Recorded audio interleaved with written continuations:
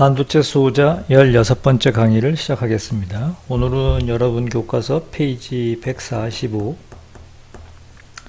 4.2절 루미네센스 서부터 강의를 시작을 하겠습니다. 루미네센스는 발광이죠. 발광. 빛을 발한다. 빛을 발한다. 세미컨덕터가 빛을 발하려면 다음과 같은 프로세스를 거쳐야겠죠. 세미컨덕터의 컨덕션 밴드 엣지와 밸런스 밴드 엣지가 이렇다면 밸런스 밴드에 있는 전자를 컨덕션 밴드로 여기를 시켜야 돼요. 그럼 여기에 빈자리에 전공이 하나 만들어지죠. 이렇게. 그죠? 그래서 항상 이런 제너레이션은 쌍으로 이루어진다 그랬었어요. 일렉트론과 홀이 항상 페어로 만들어진다 그랬습니다. 그래서 이 밸런스 밴드에 있는 전자를 컨덕션 밴드로 끌어올리기 위해서는 에너지가 공급이 돼야 되는데, 이 공급하는 에너지의 방법이 첫 번째로 빛 에너지를, 외부로부터 빛 에너지를 공급받아 가지고 밸런스 밴드에 있는 전자가 컨덕션 밴드로 전이가 됐다, 여기가 됐다, 익사이트가 됐다. 그러면 이런 방식의 루미네센스를 포토 루미네센스라 그럽니다. 말 그대로 포토, 빛 에너지를 받아서 루미네센스, 빛을 발한다. 그죠? 광 에너지를 받아가지고 다시 밸런스 밴드에 있는 전자가 컨덕션 밴드로 전이를 했다가 밑으로 떨어지면서 빛을 발하는 거죠. 그죠? 그죠? 이러한 프로세스가 일어나려면 밸런스 밴드에 있는 전자를 컨덕션 밴드로 이렇게 올려야 되겠죠? 올려야 돼. 올리기 위해서는 최소한 밴드갭 이상의 에너지를 공급할 수 있는 파장의 빛을 인가해가지고 올려서 일부 에너지는 열 에너지로 발하고 나머지 여기 컨덕션 밴드 엣지에 있던 전자가 밸런스 밴드로 떨어지면서 이 밴드 갭에 해당되는 빛의 파장에 빛을 발하게 되는 거죠. 이런 방식을 포토 루미네센스라고 합니다.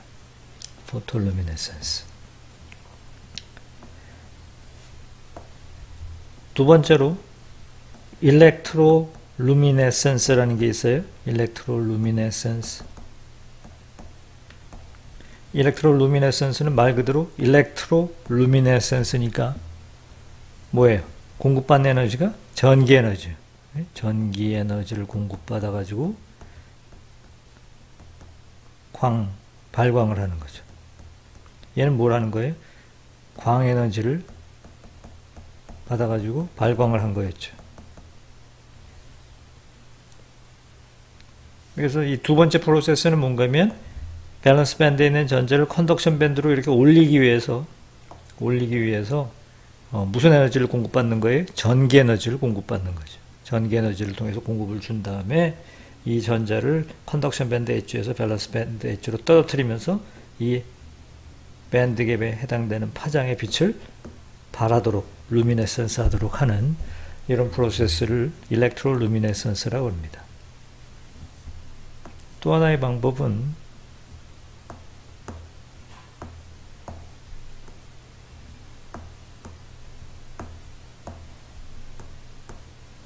우리가 캐소드 루미네센스라고 하는데,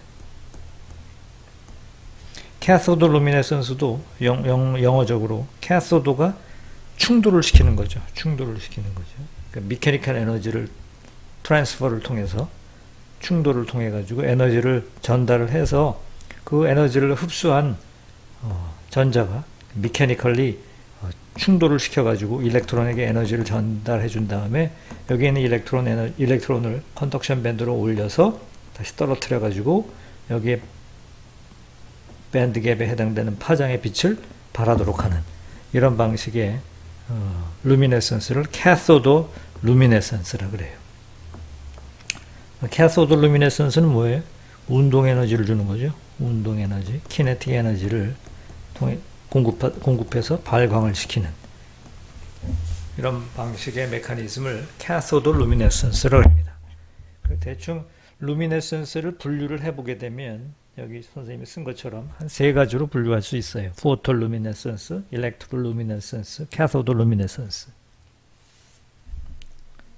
우리가 보통 LED, 라이트 이미팅 다이오드, 발광 다이오드라는 거는 1번, 2번, 3번 중에서 어떤 메커니즘일까요? 2번 메커니즘이겠죠. 전기 에너지를 공급을 해서 루미네선스를 일으키는 거고, 과거에 CRT라는 게 있었어요.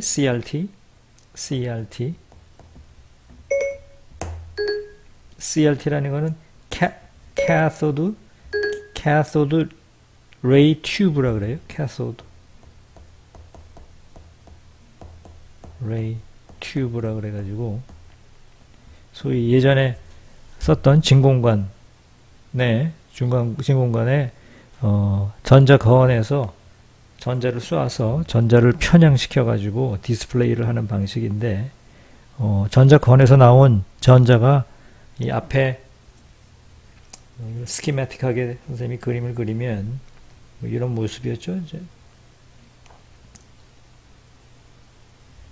여기에 형광막을 쭉 발라 놓으면 여기 전자건이 있어서 여기서 전자가 방출이 된다 그랬죠. 그래서 이 전자건에서 나오는 걸 이건이라고 그랬죠. 이건.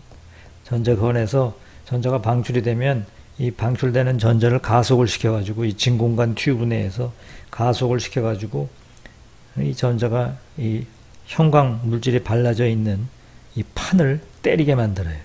가속을 시켜서 운동 에너지를 주어서 때리게 되면 때리는 순간에 이 형광 물질, 이런 세미컨덕터의 밸런스 밴드에 있는 전자가 컨덕션 밴드로 올라가죠. 운동 에너지를 흡수를 해가지고, 그죠? 그래서 전위를 일으키게 되면 컨덕션 밴드에 있는 전자가 다시 밑으로 떨어지면서 빛을 발하는 거죠. 그래서 어떤 픽셀에 지금 선생님이 설명하는 이런 프로세스가 일어나게 되면 그 픽셀에서 빛이 나오는 거죠. 그죠? 그래서 이게 가령 256바이 256개의 픽셀을 만들어 놓고 가로 세로 원하는 부위의 픽셀에 빛을 발하게 하면은 흑백 텔레비전이 되는 것이고, 이 형광막에 컬러 필터를 달게 되면 컬러 텔레비전이 되는 거죠. 그죠? 이런 방식이 예전에 진공관 방식의 CRT 튜브입니다. 과거에 썼던 현재는 쓰지 않는 그런 방식이죠. 이게 메커니즘적으로 얘기하면은 캐소드 루미네선스라는 방식입니다. 캐소드 루미네선스. 운동 에너지, 키네틱 에너지를 공급을 해줘서 키네틱 에너지를 공급해서 빛을 발하는 그런 메커니즘이 되겠습니다.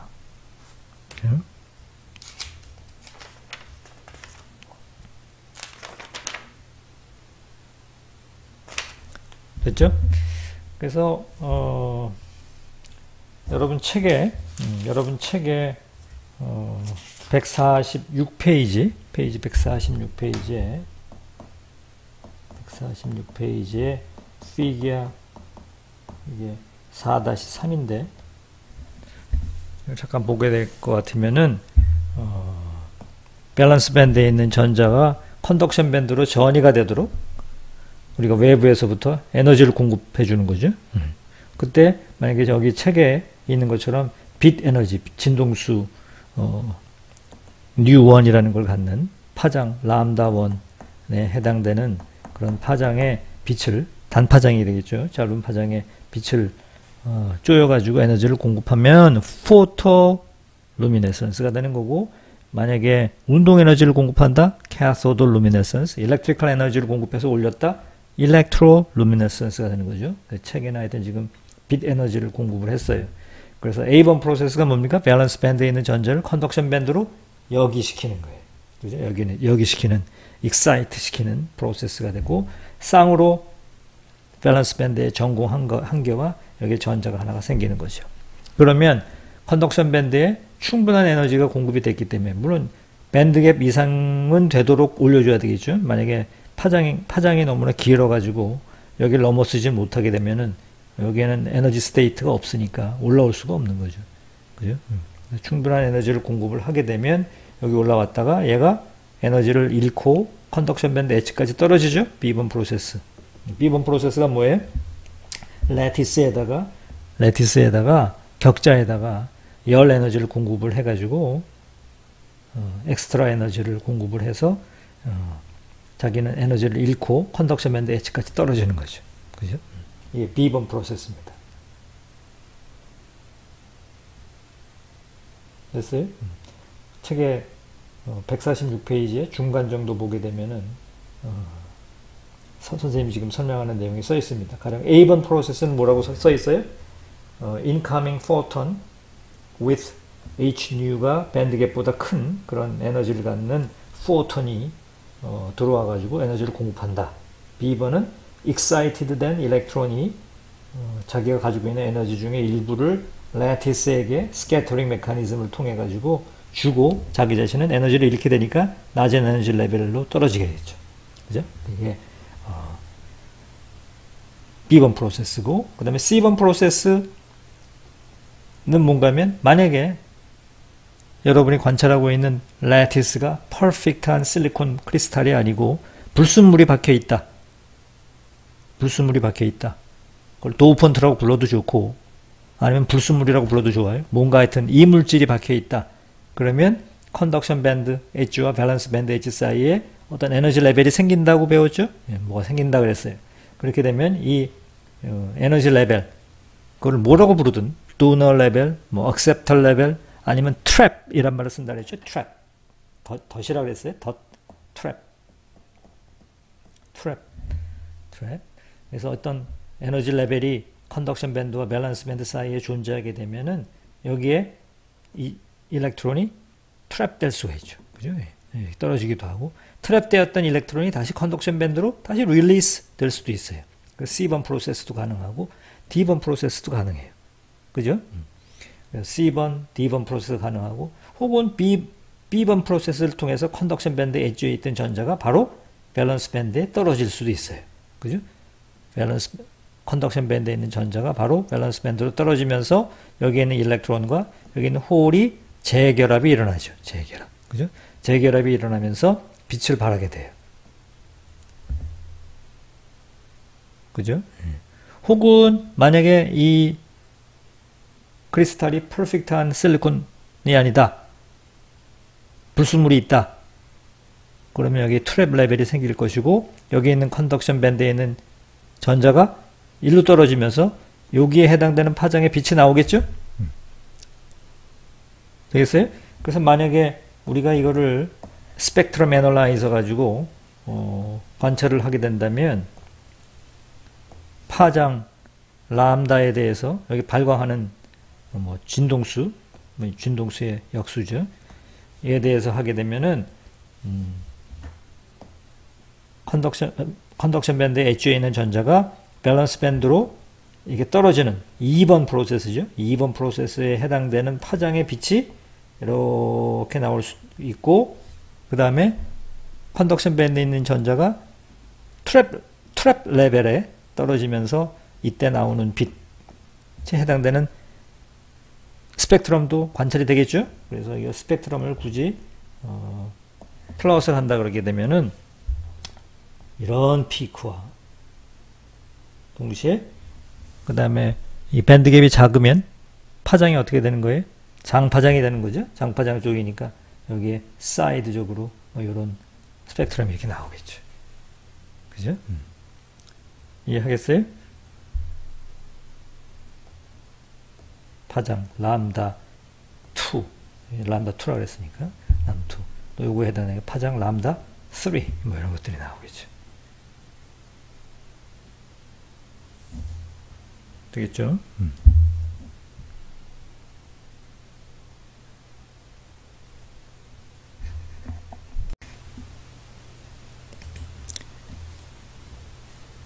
자, 지금까지 공부한 걸 좀 한번 정리해 봅시다. 세미컨덕터가 서멀 이퀄리브리엄에 있게 되면 이게 지금 세미컨덕터가 이렇게 있어요.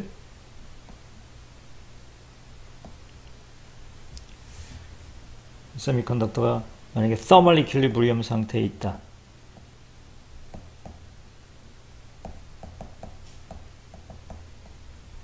열적 폐형 상태에 있다. 그러면은 이 세미컨덕터 이걸 들여다볼 것 같으면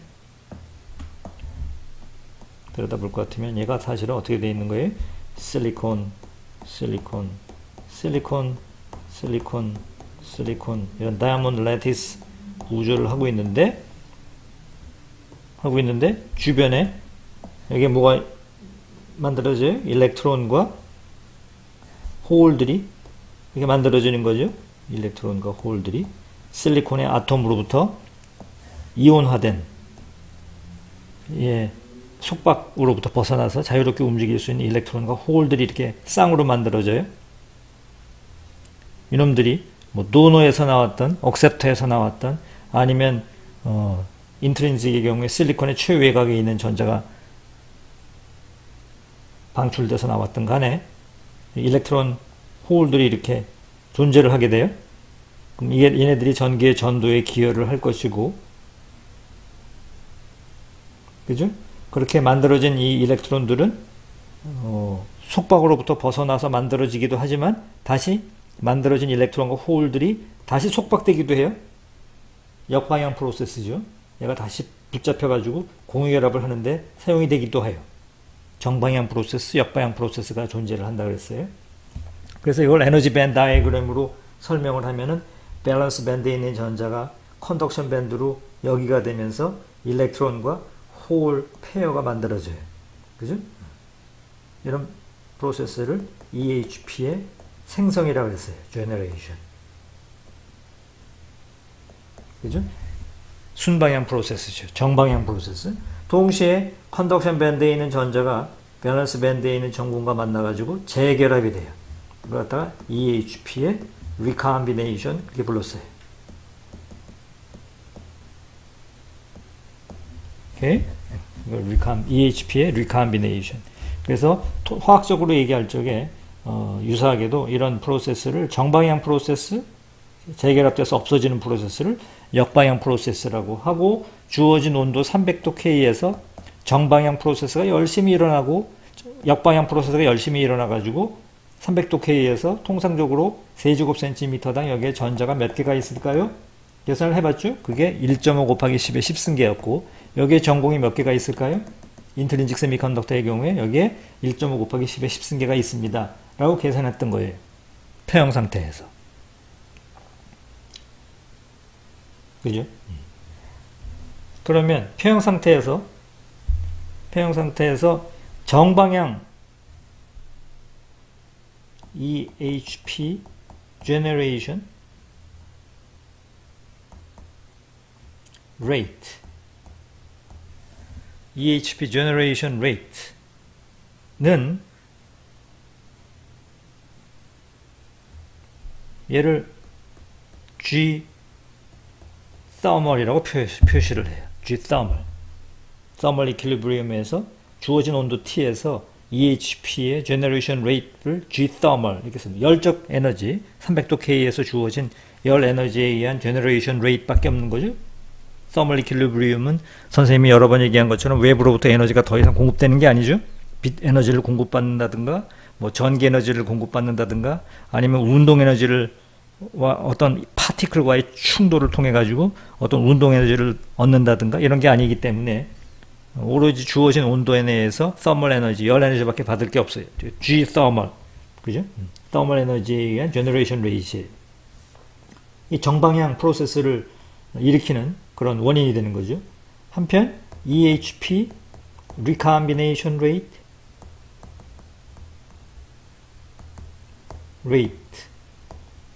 얼마가 될까요? recombination. 얘가 recombination 돼서 없어주는 rate는 뭐에 비례할 것 같아요? 여기 컨덕션 밴드에 전자가 얼마나 많이 있느냐, 밸런스 밴드에 전공이 얼마나 많이 있느냐, 얘네들이 많고 얘네들이 많으면 많을수록 recombination 되는 레이트가 높아지겠죠. 그죠? 그래서 아마 상식적으로 N0와 P0에 비례할 거예요. 전자가 많으면 많을수록, 전공이 많으면 많을수록 리컴비네이션 되는 레이트는 재결합돼서 없어질 레이트이 높아지죠. 그때 비례상수를 우리가 통상적으로 그냥 알파 R이라고 씁니다. 알파 R. 그죠? 이게 돼요. 비례상수에 불과해요. 비례상수 알파. 그렇다면 우리는 뭐라고 쓸 수 있어요? 평형 상태에서는, 다음 장에 쓸까요? 평형 상태에서는 에서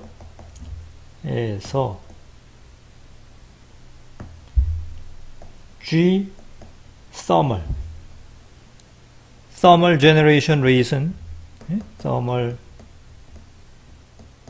generation rate 300도 주어진 온도 300도 K에서 열적으로 생성되는 일렉트론 써놓을까요? 주어진 온도에서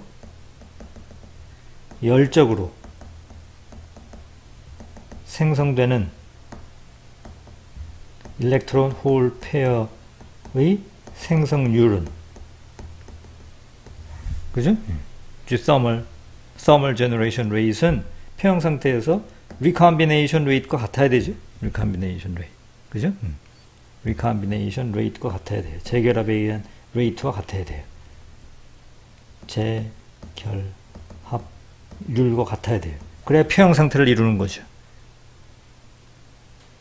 그죠? 이 재결합률이 뭐라 그랬어요? 알파 R에 N0에 P0죠. 그죠? 근데 N0와 P0의 곱은 우리가 뭐라고 배웠어요? 맥스 액션 로에서 NI 제곱이라고 그러죠. 그래서 알파 R에 NI 제곱임을 알 수 있다. 평형에서. 어디에서? 평형에서. 평형에서. 됐어요? 근데 이런 세미컨덕터에, 지금 아까 봤던 이런 세미컨덕터에 이거를 가령 우리가 P타입이라고 할까요? N타입이라고 할까요? P타입이라고 할까요? P타입 실리콘이 있어요. 원래 우리 가지고 있는 이것도 P타입 실리콘이에요. 세미컨덕터에 그냥 가만 냅두면, 가만 내버려두면 얘가 뭐 어떤 상태에 있다고 우리가 얘기했죠? Thermal equilibrium 상태에 있다고 얘기를 해요. Thermal equilibrium 상태. Thermal equilibrium 상태에서는 부지런히 generation 정방향, recombination 역방향의 프로세스가 부지런히 이 순간에도 일어나고 있고, 평형 상태를 이루어서 결국 generation rate과 recombination rate은 같아지게 되고, 뭐 그걸 수식적으로 쓰게 되면 이런 관계에 나오게 되는 거죠. 그죠? 그런데 여기다가 우리가 무슨 짓을 했어요? 여기다가 빛을 쪼였어요. 빛을 쪼였어요. 빛. 즉 뭐 한 거예요? 외부에서 어떤 에너지를 공급했어요. 광에너지를 통해 가지고 빛을 조사한다 하고 있어요. 그럼 이제 더 이상 열적 평형 상태가 아니죠. 열적 비평형 상태가 돼요. 비평형 상태가 돼요. 평형 상태가 깨지게 되겠죠. 그죠? 빛을 쪼이고 있어요. 그러면은 어떻게 됐을까? 우리 배운 대로 뭐가 돼요? 무슨 일이 벌어져요? 전자의 농도와 전공의 농도가 평형 상태에서의 농도보다 델타 M만큼 늘어났겠죠? 빛을 조사하니까 전공의 농도도 델타 P만큼 늘어날 거예요. 그죠?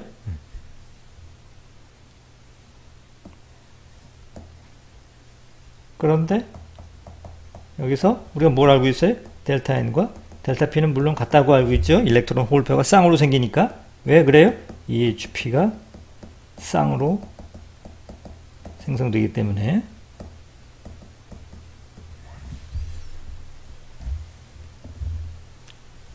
그죠? 그래서 만약에 보세요. 구체적으로 얘기하면 예를 들어서 여기에 우리가 도핑을 NA를 10에 15승으로 했다 그럽시다. 중간고사 볼 적에 공부 열심히 했었죠. 전자의 농도가 몇 개예요? 전공의 농도가 몇 개입니까? 전공의 농도가 10에 15승계. 그 다음에 전자의 농도가 10에 뭐 대략 5승계가 있겠죠? 열적 폐형 상태에서 전공의 농도가 얼마? 1 곱하기 10에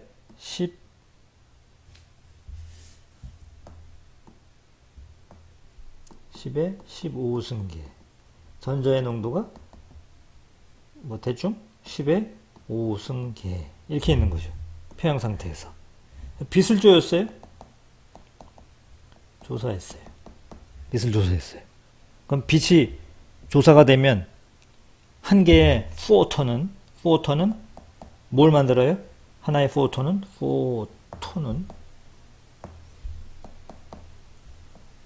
EHP 페어를 만들어요.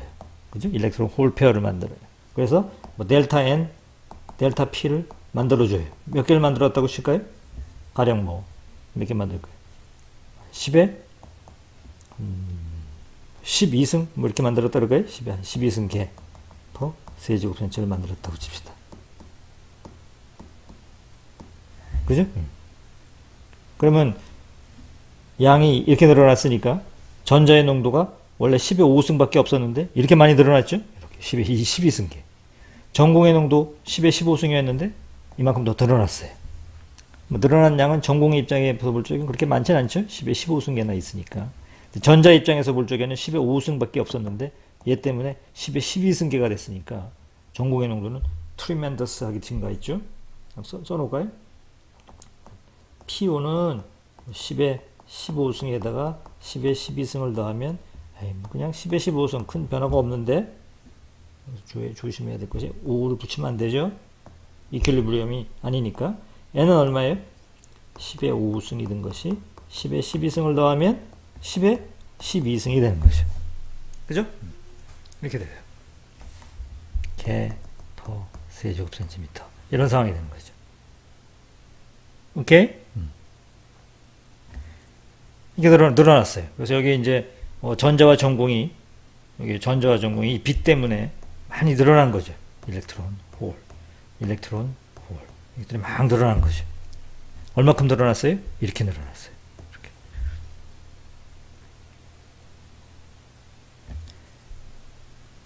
t equal 0 순간 뭐 t equal 0라고 하기에 좀 그렇고 그러지 말고 그러면 t equal 0라 그러지 말고 순간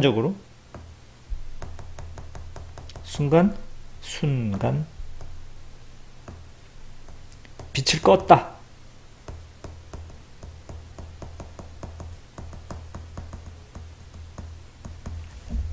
어떤 실험을 하고 있어요? 이 세미컨덕터의 열적 폐형 상태 300도 K에서 유지하고 있다가 빛을 막 조였어요. 빛을 막 조이면 여기 익세스 캐리어가 생겨요. 익세스 캐리어가. 그러다가 어느 순간 빛을 딱 껐어요. 그럼 어떤 일이 벌어질까요? 상상을 해보세요. 이 세미컨덕터를 가만 냅두고 있었어요. 원래 도핑 컨센트레이션이 10의 15승이에요. 그러면 전공이 10의 15승계, 전자가 10의 5승계 정도 있겠구나. 빛을 막 조였어요. 익세스 캐리어가 생겨요. 델타 N, 델타 P를 얼마로 가정을 해요? 뭐 한 10의 12승계 생겼다고 칩시다.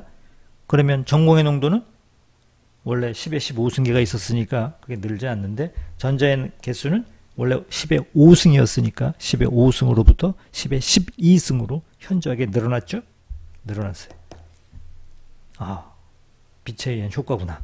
늘어났어요. 그러다가 일순간 빛을 딱 껐어요. 그 이후에 무슨 일이 벌어질까?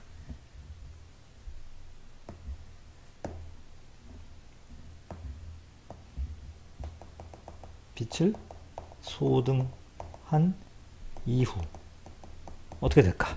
하는 얘기입니다. 어떻게 될까요? 빛을 꺼버리면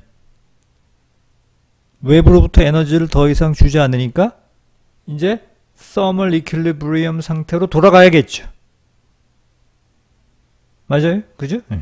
그런데 여러분이 이제 회로 시간이나 여러 가지 시스템적인 과목에서 공부했듯이 빛을 딱 꺼버리면 결국은 thermal equilibrium, 주어진 온도 300도 K에서의 서멀 이퀄리브리엄 상태로 가야 될 텐데 중간에 어떤 과도 기간이 있을 거예요. 과도 기간.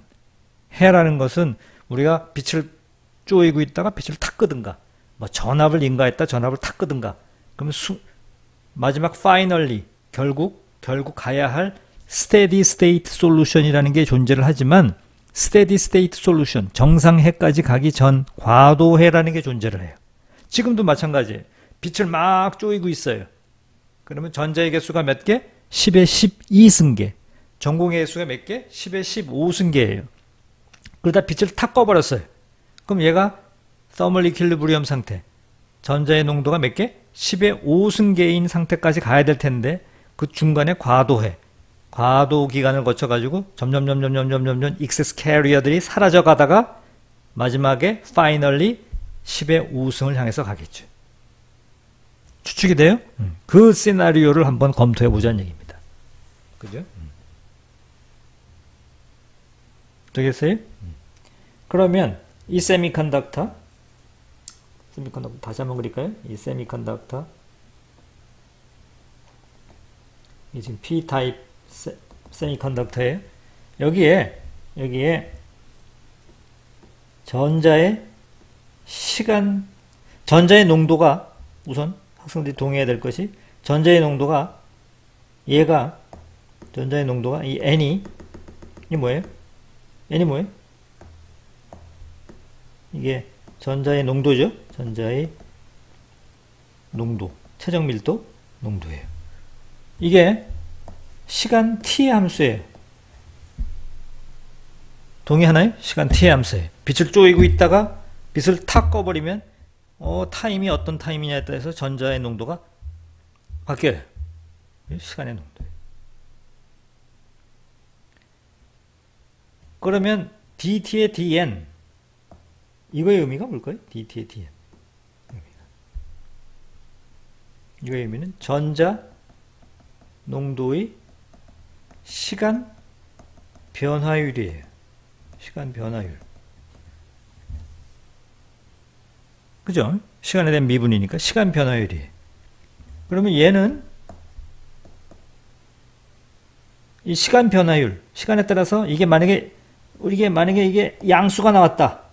그럼 얘 뭐예요? 전자의 농도가 증가하고 있다는 얘기고, 만약에 음수가 나왔다. 그럼 얘가 감소하고 있다는 얘기예요. 맞죠? 시간 변화율이니까. 시간 변화율. 그러면 얘를 양수로 만들려면 어떻게 해줘야지 전자의 농도가 증가해요? 뭐에 비례할까요? 제너레이션 레이트에 비례하겠죠. 많이 만들어주면 얘는 증가하겠죠. 그죠? 제너레이션 레이트. 제너레이션 레이트. 예를 들어서 빛을 쪼였다? GL. 라이트에 의한 제너레이션 레이트. GL. 더하기 G thermal. 빛에 의한 thermal 열 에너지에 의한 제너레이션 레이트. 이런 것들 등등등등의 제너레이션 레이트에 비례할 것이고, 뭐가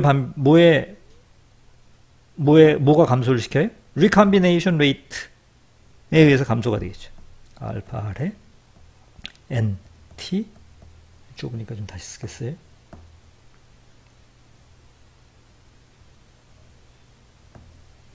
빼기 알파 R에 NT PT 이렇게 돼요. 그죠? 앞에서 본 것처럼 리컴비네 이건 뭐예요? 이건 뭐예요? 재결합율이죠. 요것은 빛에 의한 생성률. 요거는 열에 의한 생성률. 그 밖에 캐소도까지 생각을 하면 G, 키네틱 에너지에 의한 제너레이션 레이트. 이렇게 되겠죠. 그래서 이걸 다시 쓰게 되면 dt의 dn은 gl 더하기 g thermal 이런 것들의 제너레이션 레이트 빼기 리컴비네이션 레이트 전공의 농도 두 개 곱한 리컴비네이션 레이트에 마이너스적으로 작용을 해요. 그죠?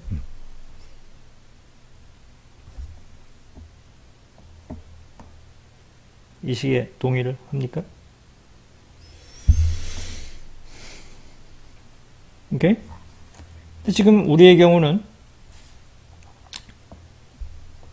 t equal 0 순간 빛을 껐어요. 빛을 오프했다고 칩시다. 타임 줄 t equal 0이라고 합시다. 그러면 dt의 d nt는 라이트를 껐으니까 오로지 g thermal만 있고 마이너스 알파 r에 n p 이렇게 되는 거죠. 그죠? 제대로 쓰고 싶으면 이렇게 써도 돼요. 이렇게 되는 거죠. 오케이? 그러면 G thermal 빼기 괄호 열고 NT는 뭐예요? N0 더하기 델타 N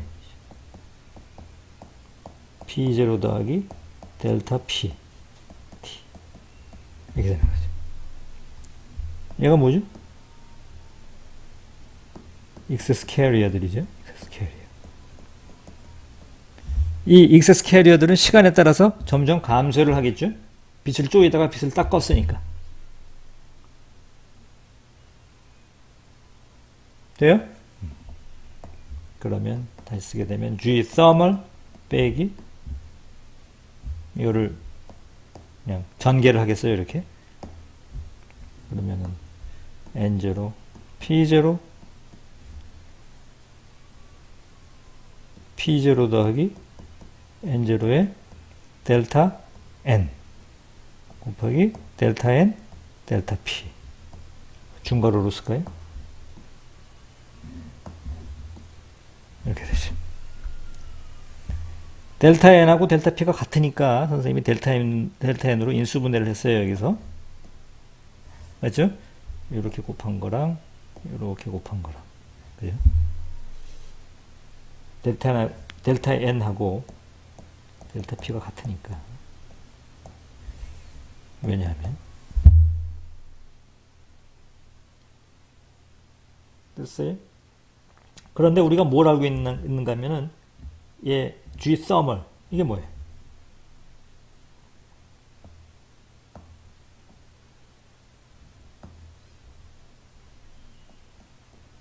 얘가 뭐예요? 얘가 바로 알파 R에 알파를 빼먹었네.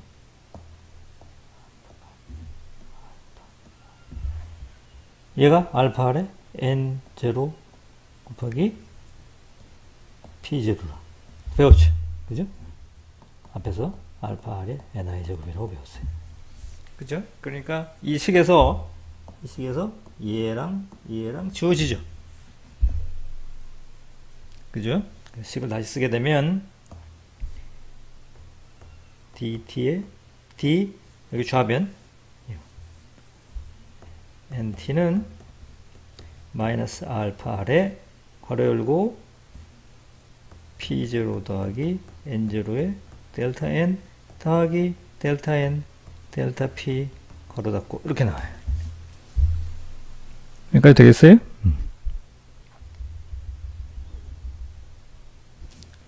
자, 그런데 nt는 n0 더하기 델타 nt죠.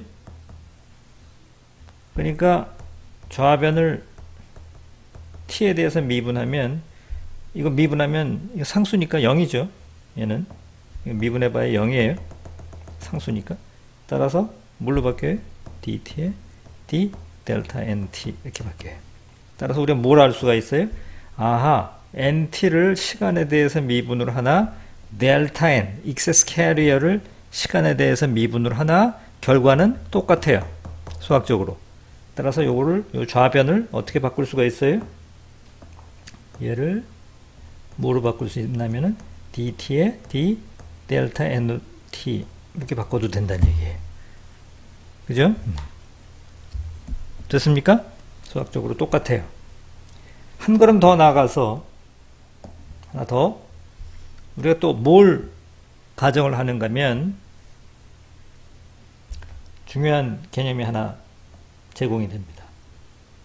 Rule 레벨 인젝션을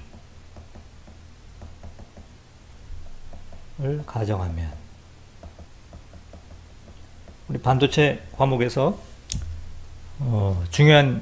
소개되는 중요한 개념 중에 하나가 이 로우 레벨 인젝션이라는 개념입니다.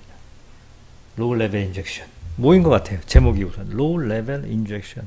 인젝션을 하는데 로우 레벨이다 라는 걸 가정하는 거예요. 무슨 말일 것 같아요? 인젝션이 뭐죠? 주입이죠. 주입.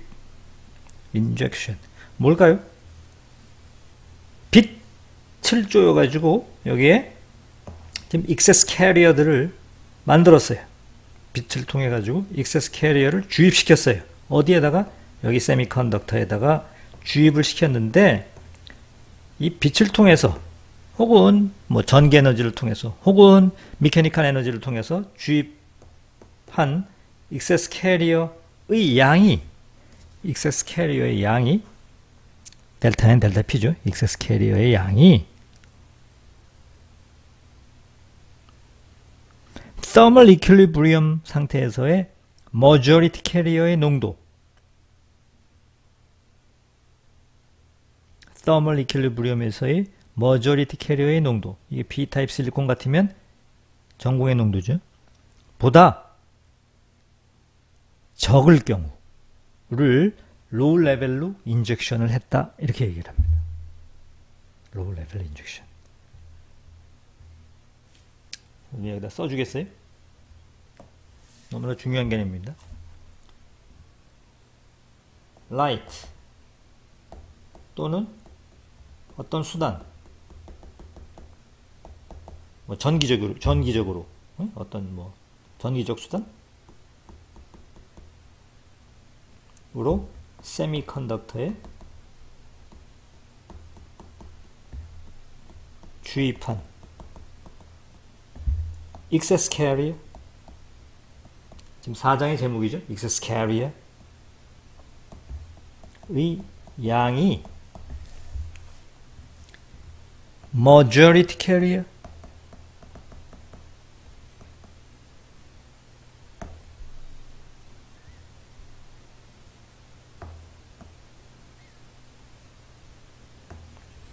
thermal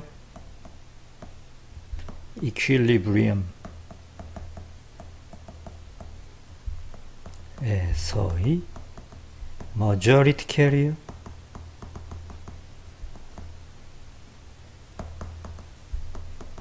양보다 적을 경우,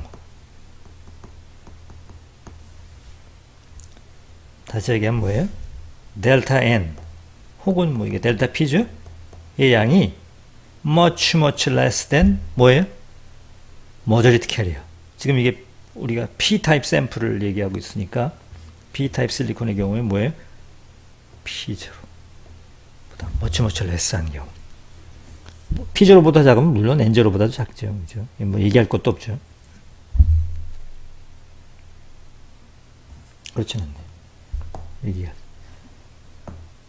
익세스 캐리어의 양이 머저리티 캐리어의 농도 P0보다 훨씬 적은 경우, 이런 경우 머저리티 캐리어 농도 much less 한 경우, much less 한 경우를 우리가 low level injection이라고 합니다. 선생님이 아까 예시한 경우를 보면은 빛을 통해 가지고 여기 익세스 캐리어가 몇 개 생겼다 그랬어요? 10에 12승계 생겼다 그랬어요. 빛을 쪼였어요. 10에 12승계. 10에 12승계는 원래 머저리티 캐리어인 전공의 농도 10에 15승보다 훨씬 적죠? 이런 조건을 충족하는 경우를 로우 레벨 인젝션이라고 그래요.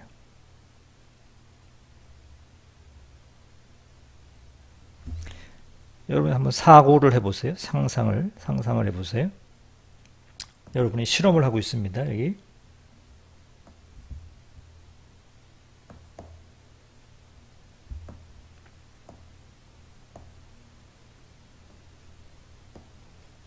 요즘 P-타입 실리콘이에요. 여기다가 여러분이 빛을 쪼이고 있어요.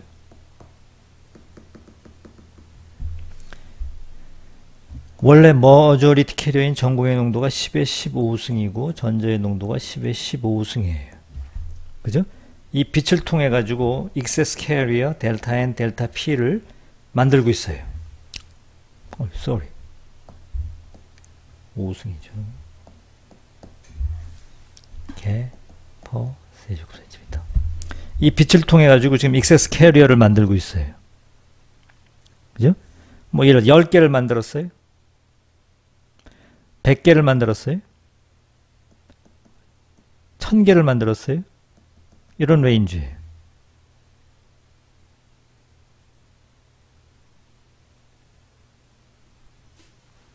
오케이? 그래가지고 뭐 한 10에 뭐 10승을 만들었어요. 10에 11승을 만들었어요. 10에 12승을 만들었어요. 10에 13승을 만들었어요. 이 정도를 만들었다고 칩시다. 익세스 캐리어를. 그럼 이런 정도로 빛을 쪼여가지고 익세스 캐리어를 만들면 머저리티 캐리어의 농도보다 훨씬 적어요. 이런 조건의 엑시테이션을 로우 레벨로 인젝션을 했다고 합니다. 로우 레벨 인젝션이라고 그래요. 오케이? 만약에 빛을 쪼여가지고 보다 그러니까 익세스 캐리어를 많이 만들려면 어떻게 되죠? 중요한 코멘트입니다. 익세스 캐리어를 많이 만든다. 익세스 캐리어를 많이 생성한다. 이 파장 람다 진동수의 문제인가요? 아니죠.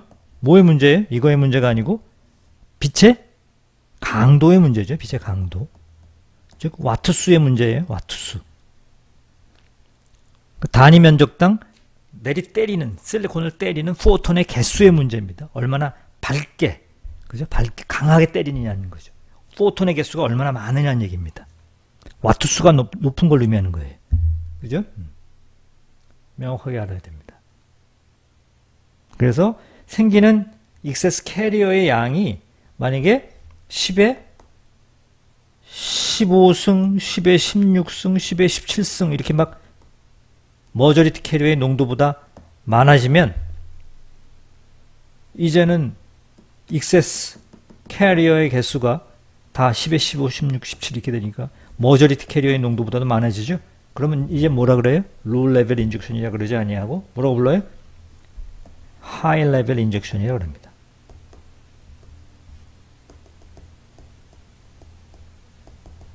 오케이? 로우 레벨 인젝션, 하이 레벨 인젝션 구별하죠? 그러면 로우 레벨 인젝션이라는 걸 가정을 하게 되면 요식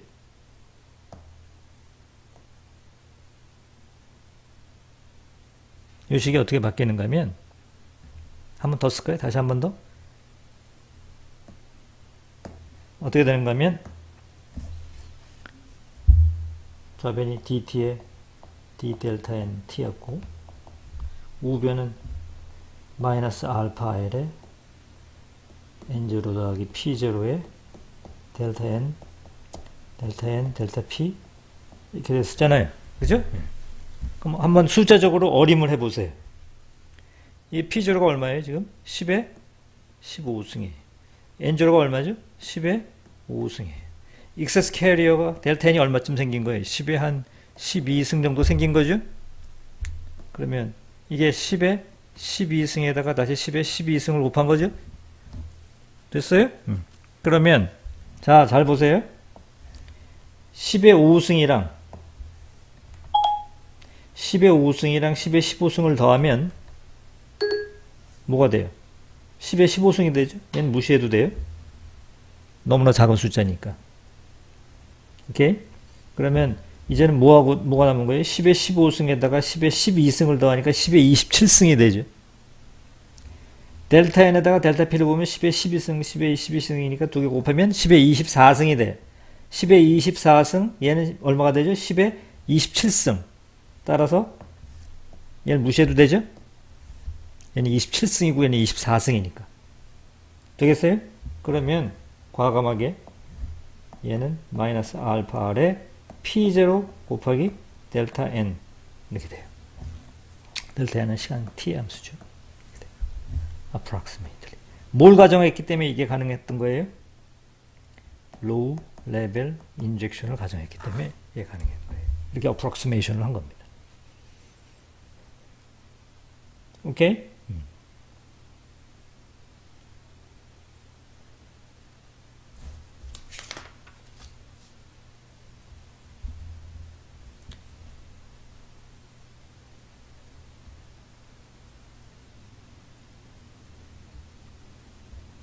이 식에 여기 좌변과 우변을 두리번 보게 되면 여기에 알파 R에다가 P5를 곱한 게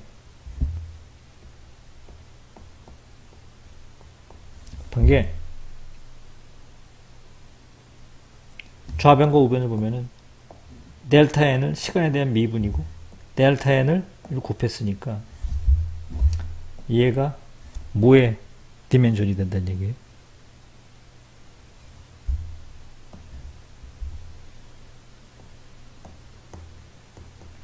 타임의 디멘전의 역수가 된다는 얘기죠. 맞습니까? 그죠? 사람들이 얘를 타우 n이라고 써요. 그래서 부르기를 얘를 마이너리티 캐리어 라이프타임이라고 불러요. 왜 그렇게 부르는지는 조금 이따 선생님이 설명하도록 하고, 일단 타임의 디멘전이라는 거는 수긍을 하죠. 타임, 시간의 단위를 갖는 어떤 퀀티티일 거다라는 걸 알아요. 이거를 마이너리티 캐리어 라이프타임이라고 불러요. 그렇게 되면 이 동그라미로 선생님이 쓴 이 식은 뭘로 바뀌는가 하면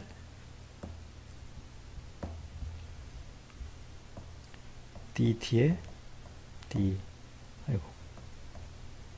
델타 nt는 마이너스 타우 n분의 델타 nt 이렇게 돼요. 맞죠? 이게 뭐예요? 1차 타임에 대한 1차 미분 방정식이죠. 여러분 잘 알는 거죠. 델타 n t는 이니셜 컨디션 델타 n t 이퀄 0일 때 값이 뭘로 떨어져요? 시정수 타우 n으로 떨어지는 1차 미분 방정식이죠.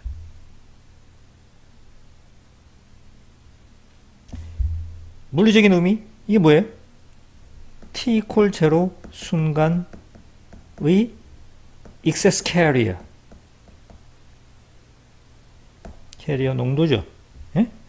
t 이퀄 0일 때의 excess 캐리어 전자의 농도예요.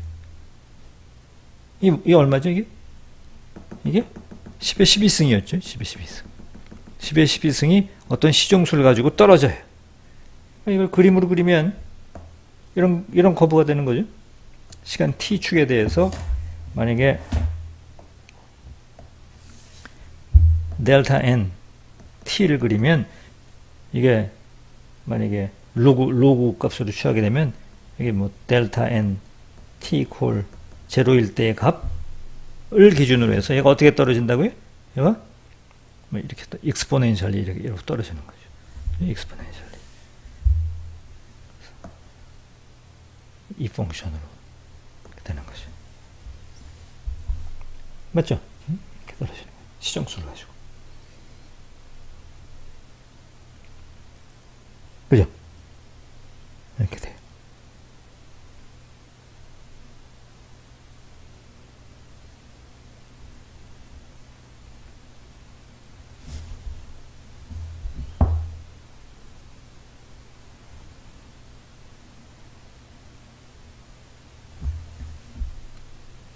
됩니까?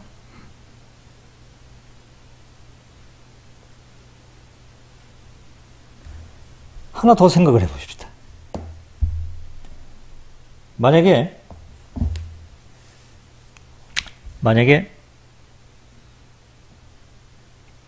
시간 t축에 대해서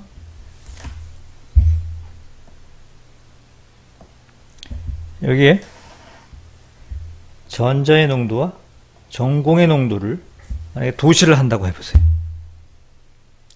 아까는 익세스 캐리어를 그렸어요. 이번에는 익세스 캐리어를 그리지 말고 전자의 농도와 전공의 농도를 바로 그려요. 그리고 한 걸음 더 나아가서 이 Y축을 전자의 농도를 로그 스케일로 그려요.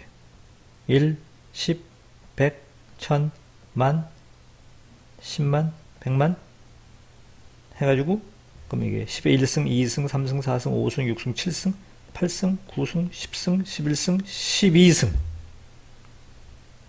이게 10의 12승이에요. 13승, 14승, 15승. 오케이? 여기가 10의 15승이에요. 이렇게 로그 스케일로 그림을 그린다고 쳐보세요. 그러면 초기에는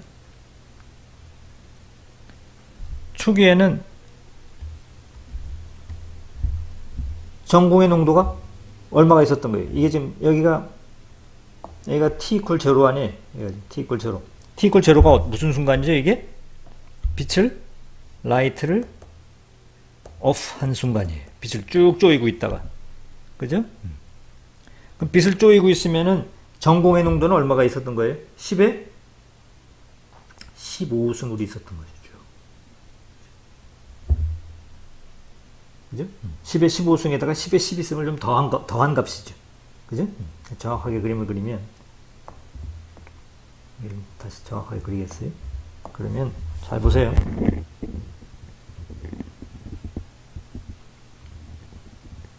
여기가 12, 13, 14, 12, 10에 15승이에요. 그러면은, 빛을 끄기 전에는 10에 15승에다 10에 12승을 더했으니까 약간 더 있는 거죠. 오케이? 전자의 농도는 얼마가 있었던 거예요? 10에 5승에다가 10에 12승을 더하니까 이만큼 있었던 거죠. 그죠? 전자가 라이트를 끄게 되면 어떻게 떨어져요? 익스포넨셜이 떨어지죠. 이렇게. 익스포넨셜이 떨어져요. 그러니까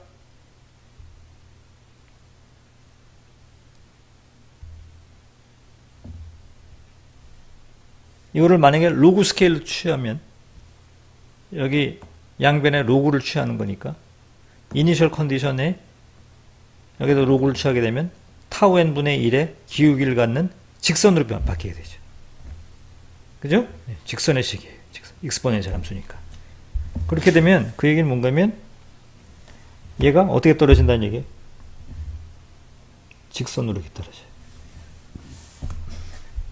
맞죠?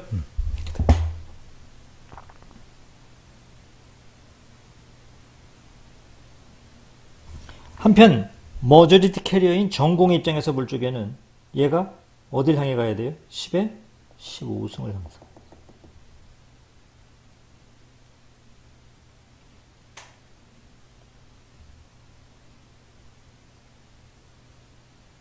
이렇게 가야 되는 거죠.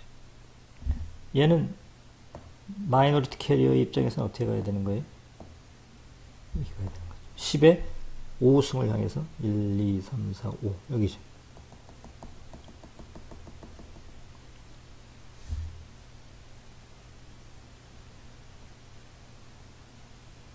이렇게 되는 거죠.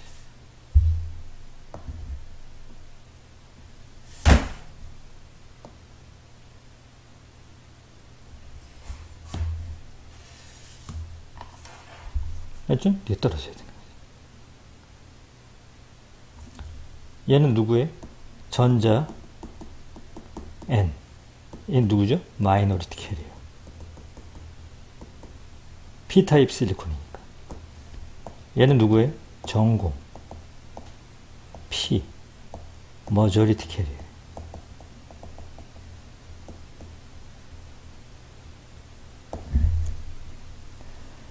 아하. 뭘 느껴요, 여러분? 머저리티 캐리어의 입장에서는 빛을 쪼여도 늘어난 익세스 캐리어 양이 그닥 현저하지 않으니까 빛을 꺼도 달라진 게 없어요. 이거죠. 이게 로그 스케일이니까. 근데 전자의 입장에서는 원래 10의 5승계를 가지고 있던 놈이 빛에 의해서 현저하게 늘어났어요. 10의 12승계로. 빛을 껐어요. 우다닥 하고 떨어져요. 어딜 향해서? 더멀 이퀄리브리엄에서 농도인 10의 5승을 향해서 갑니다. 이때 얼마나 빨리 떨어지느냐가 시정수 타우엔이 결정을 하죠. 이 타우엔을 왜 마이너리티 캐리어 라이프타임이라고 부르느냐? 라이프타임, 수명을 누가 결정을 해요? 마이너리티 캐리어가 결정을 하니까. 머저리티 캐리어는 변함이 없어요. 마이너리티 캐리어가 변동이 심합니다. 빛을 쪼여서 익세스 캐리어를 만들면 그 익세스 캐리어의 증가량은 마이너리티 캐리어 입장에서 현저하게 늘어나는 거지, 머저리티 캐리어 입장에서 볼 적에는 아무것도 아니에요. nothing. 난 원래 10에 15승이었는데 10에 12승이 늘어나봐야 나에겐 아무것도 아니죠. 머저리티 캐리어에겐. 그러나 마이너리티 캐리어 입장에서는 현저한 증가죠. 그때 그 라이프타임을 마이너리티 캐리어 라이프타임이라고 그래요. 그러니까 평균 수명 시간은 이렇게 정의가 되는 것이고, 평균 수명 시간이 결정이 됐다는 얘기는 1초에 타우엔분의 1만큼의 레이트로 일렉트론들이 소멸되어 간다는 얘기죠. 리컴비네이션 레이시죠. 라이프타임 타우엔은 뭐에 반비례해요? 머저리티 캐리어 농도 PO에 반비례해요. 그럴 수밖에 없는 것이, 머저리티 캐리어가 양이 많으면 라이프타임이 짧아지겠죠. 빨리 죽여버리니까. 여기 이해가 됩니까? 라이프타임은 머저리티 캐리어 농도에 반비례해요. 머저리티 캐리어 농도가 많으면 익세스 캐리어를 빨리 리컴비네이션 시킬 테니까 반비례합니다. 반비례의 관계가 있어요. 이 그림이 여러분 책의 페이지 151의 피겨 4.7입니다. 오늘은 여기까지 강의를 하도록 하겠습니다.